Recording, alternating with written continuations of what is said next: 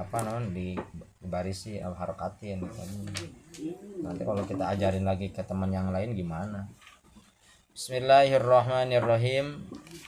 Malam ini kita akan membuka kitab namanya Mutiara Ramadan yang dikarang oleh Kiai Haji Abdurrahman bin Kiai Haji Nawi, pimpinan pesantren Al-Awwabin Gang Melinjo 4 Tebet Barat 3 Jakarta. Berarti kitab ini pengarangnya adalah asli Betawi.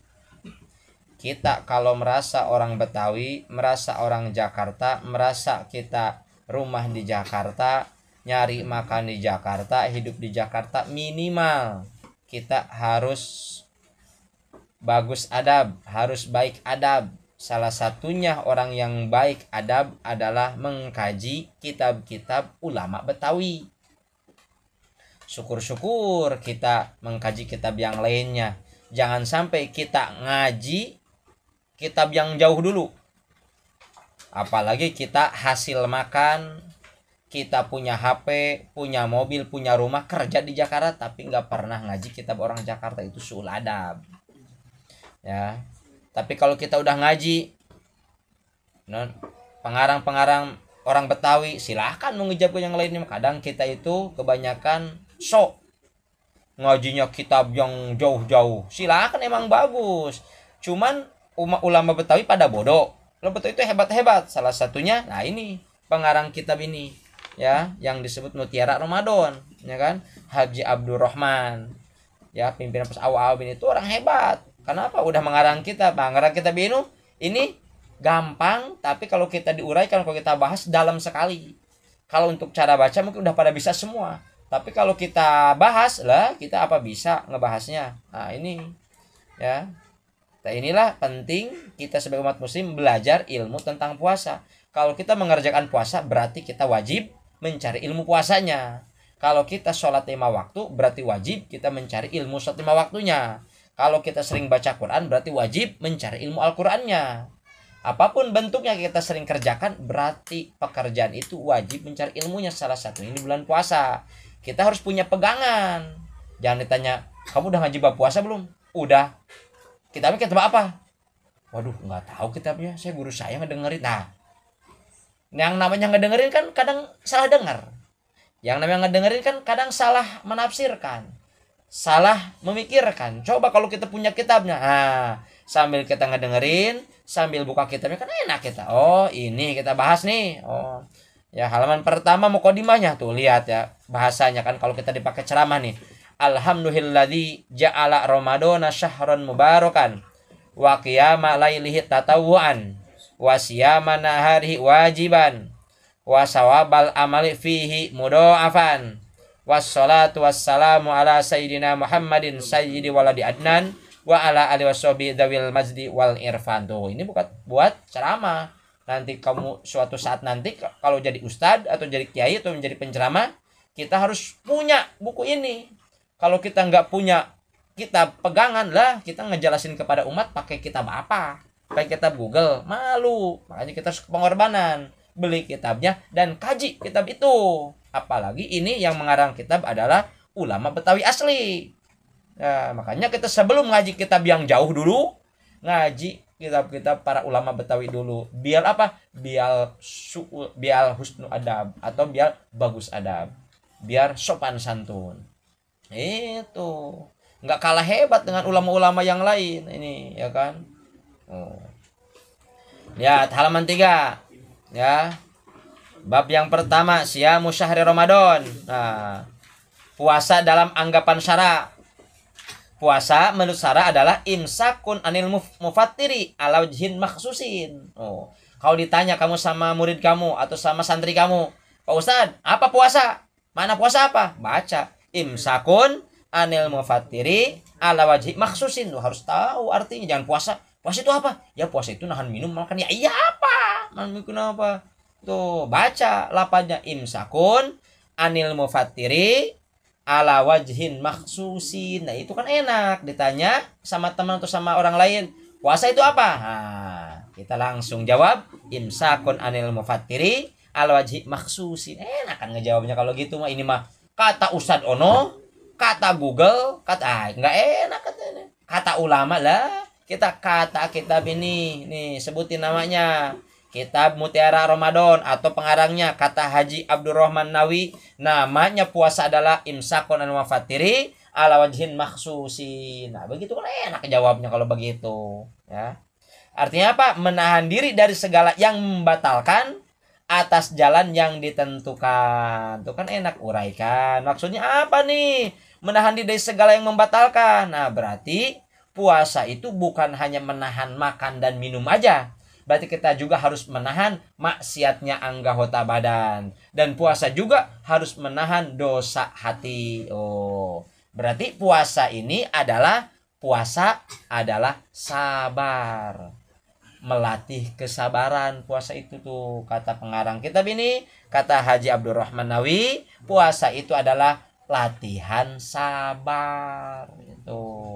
Berarti kalau nanti bulan Syawal kamu masih emosi, berarti puasa kamu hari ini dan sampai tanggal 30 puasa, berarti kamu belum masuk ke dalam hati kita. Kenapa? Kan udah dilatih 1 bulan kesabaran. Kenapa Syawal masih gampang marah, masih gampang jengkel? Makanya puasa ini latihan sabar. Kita harusnya minum siang hari, nggak boleh. Harusnya makan siang hari, nggak boleh. Itu kan sabar kan? Nah, tuh. Terus dalil fardu puasa Ramadan. Firman Allah yang pertama, firman Allah dulu. Mana dalilnya? Ditanya sama santri atau sama murid. Pak Ustadz, dalil puasa apa? Ya ayyuhalladzina amanu kutiba alaikumusyamu kama kutiba alladzina min qablikum la'allakum tattaqun. Ini mah ayat khobariyah bukan dalil puasa. Kalau dalil puasa atau disuruh puasa, dalilnya adalah tuh yang di atas yang saya tulis, faminhum syahida minkum asyhahru fal yasumhu. Surat Al-Baqarah ayat 180 itu dalil puasa. Kalau yang ya ayyuhalladzina amanu itu khobariyah atau ayat khobariyah atau ngasih tahu bahwa puasa itu fardu atau diwajibkan kepada orang muslim. Tapi kalau dalil disuruh puasa mana? Dalilnya surat Al-Baqarah ayat 185 ya kan? Kedua, dalil puasa menurut Rasul mana? Bunia kata Rasul, bunia al-islamu ala khamsin syahadati alla ilaha illallah wa anna muhammadar rasulullah wa iqamis sholati wa itaiz zakati wa saumi ramadana wal haji. Ini harus dihafal sama kalian. Buat apa? Buat materi ceramah, buat materi khutbah, buat materi kita kultum. Kalau ditanya, coba nih majlis ini nama majlisnya apa di sini? Majlisnya Majlis Al-Awabin misalkan ini. Coba perwakilan santri yang Al-Awabin. Nah, ini hafalin. Apain? Mukadimah ini alhamdulilladzi ja'ala Ramadan syahran mubarakan terus sampai bawah. Puasa, definisi puasa atau pengertian puasa menurut Haji Abdurrahman Nawi, ulama Betawi, nama puasa itu imsakun anil mufattiri ala wajhin makhsusin. Tuh enak. Apa dalil Qur'annya? Ya ayyuhalladzina amanu kutiba alaikumus tuh. Apa dalil Rasul dalam hadisnya? Bunyal islamu ala khamsi syahadati alla ilaha itu. Kan enak kalau ceramah doang. Oh. Setengah jam kan lumayan 200.000 tuh lumayan 200.000 buat beli rokok ya kan, 1 selop. Wah mantap gitu ya, rokok kan mantap kan, ngerokok kan, wih itu ya. Dalilnya bukan hadis Rasul aja tapi ijma ulama, mufakat seluruh ulama bahwa puasa itu dalilnya apa? Qadit tafaqatil ummatu ala fardiyatihi, nah, ya kan, walam yukhalif ahadun minal muslimina fahiya ma'lumatun minad dini bid-darurati wa munkiruha kafirun kamunkiri fardiyatis sholati waz zakati wal haji. Kata ijma ulama, telah mufakat seluruh ulama atau ulama umat Muhammad atau santri Muhammad atau umat Muhammad telah dipardukan yang namanya puasa Ramadan ya tuh ya. Dan untuk puasa Ramadan untuk apa? Nah, untuk apa? Untuk diketahui atau kita untuk menjalankan perintah agama dengan pasti. Kalau kita nggak melaksanakan puasa, wa munkira kafirun. Berarti kalau kita nggak melaksanakan puasa atau batal puasa tanpa ada udzur, tanpa ada sakit, berarti kafirun. Oh, kan enak ngajinya. Ayo, berarti kan kalian kalau kalian buka puasa atau kita ke KP udahlah kita juga sama orang tua nggak ada yang kata kita ngerokok, kita ngopi, udah minum lah ya kan. Puasa siang hari mantap dah, pas nyampe ke rumah pura-pura lesu aja. Kenapa? Lemes mah, panas. Aduh, padahal mah udah ini dalam perutnya udah ada ikan paus, udah lama lumba, mantap ya, emangnya Ancol gitu ya. Terus ditanya Pak Kiai, Pak Ustadz, apa Rasul waktu puasa waktu kapan? Nah, ini nih dalilnya. Permulaan puasa Ramadan dipardukan oleh Allah yaitu pada bulan Sya'ban tahun kedua setelah hijrah. Berarti setelah Rasul hijrah ke Madinah, pas tahun kedua baru itu diwajibkan puasa Ramadan satu bulan. Tuh dalilnya ada, ya kan? Berapa kali Rasul berpuasa? Ini nih. Berpuasa Ramadan 9 kali. Tuh, Rasul berpuasa selama hidupnya, ya, yaitu pas sebulan penuh pas dipardukan oleh Allah dari tahun kedua pas hijrah ke depannya 9 kali. Berarti Rasul ngalamin puasa Ramadan itu 9 kali. Kamu udah berapa kali ngalamin puasa Ramadan? Ya kan? Ngelewat doang. Kebanyakannya kita buka puasa siang hari, ya kan? Tuh, ya. Itu puasa Ramadan untuk umum. Ini nih pas dipardukan oleh Rasul, ya, disuruh oleh Allah. Ini nih, ya. Mana di saat Rasul berbicara kepada para sahabatnya, bilang sumu liru'yatihi waftiru liru'yatihi fa in gumma alaikum fa'akmilu iddata sya'bana salatina yauman. Tuh, ya kan?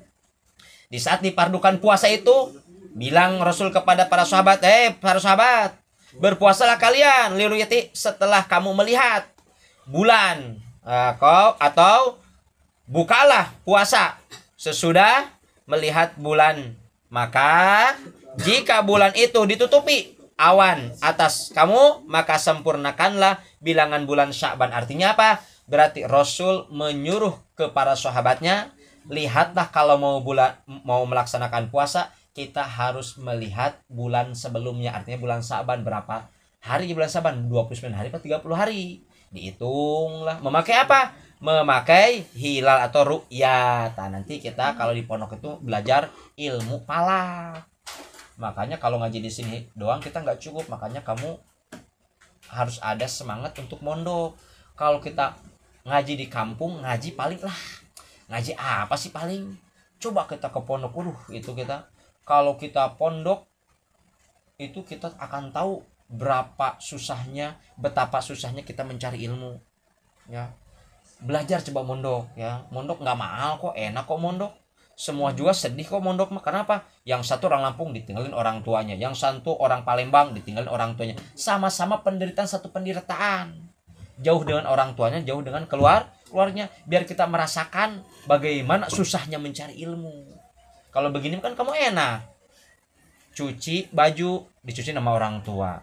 Makan dimasakin sama orang tua, enak. Tapi kalau di pondok, baju kotor, harus nyuci sendiri. Lapar, masak sendiri tuh. Tidur, biasa di rumah pakai bantal, di pondok pakai buletan sarung. Sarung dibulet-bulet, dalamnya baju, dalamnya apa aja dibulet-buntel. Tidur tuh, nikmatnya pondok. Maka harus ngalamin. Biar apa? Biar kita merasakan nikmatnya hidup di alam dunia. Kalau kamu belum pernah pesantren, nggak akan merasakan enaknya hidup di dunia. Nggak akan merasakan. Kenapa? Yang di pondok itu enak sekali. Meskipun kita dibangunin jam 3, terus kita nggak mau sholat, kita tidurnya dimanapun jadi. Di WC pun jadi. Di kamar mandi pun. Kenapa? Ingin tidur. Coba kalau kita di rumah sekarang tidur di WC, kagak mau kan? Kagak mau. Makanya akan merasakan nikmatnya tidur kalau di rumah itu. Tapi kalau di pondok, kita kalau nggak mau ketahuan sama santri, naik pohon kelapa, tidur di pohon kelapa. Bangun apa? Pas duhur. Kenapa? Panas. Jam berapa? Panas sekali nih. Udah panas. Ada kelapa, minum dulu. Udah kenyang, turun ke bawah tuh. Kayak nggak punya dosa. Padahal pohon siapa? Pohon guru kita. Ya maling kita bahasanya. Tapi guru menghalalkan semua makanan yang ditanam oleh guru tuh. Hebatnya guru pondok pesantren itu, nggak mengenal ingin dikasih, tetapi inginnya guru kita itu, guru pondok itu inginnya memberi terus kepada santri. Kenapa? Wajar para santrinya menjadi ulama semua. Kenapa? Karena doa guru, karena guru selalu mendoakan tiap malam. Itu makanya kita minimal pernah ngalamin mondok, belajar minimal setahun, syukur-syukur 6 tahun, syukur 8 tahun, syukur 10 tahun. Kalau mondok baru 3 tahun nggak akan kerasa mondok itu. Mondok terasa nikmat di pondok itu kalau udah lebih dari 6 tahun. Kalau baru 35 tahun mondok nggak akan kerasa mondok, biasa aja. Inginnya pulang, inginnya main, inginnya nongkrong. Tapi kalau udah 6 tahun baru merasakan nikmatnya tinggal di Kaubong. Ya. Wallahu a'lam bishawab.